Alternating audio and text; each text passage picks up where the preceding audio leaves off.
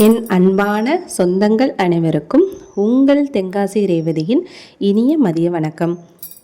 இது நம்ம வீட்டு முன்னாடி உள்ள இடங்க.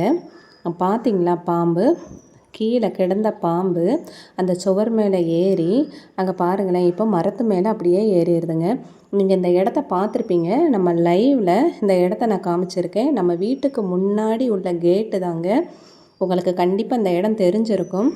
இந்த மரத்தோட கிளையானது எங்கள் வீட்டில் ஒரு ரூமோட ஜன்னல் வர போகுங்க. நான் இதுக்கு பயந்துட்டே தான் அந்த ஜன்னலை எப்போவுமே திறக்கிறதே கிடையாது.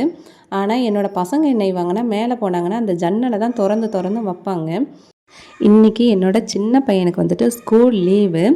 என்னோடய சின்ன பையன்தான் அந்த பாம்பை பார்த்துட்டு வந்துட்டு என்கிட்ட வந்துட்டு இன்ஃபார்ம் பண்ணது.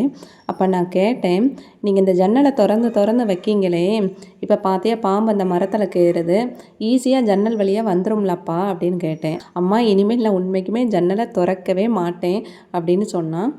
தயவு செய்து இப்படி மரத்தோட பக்கத்தில் ஜன்னல் வச்சுருக்கவங்க கொஞ்சம் கவனமாக இருங்க, ஓகேங்களா?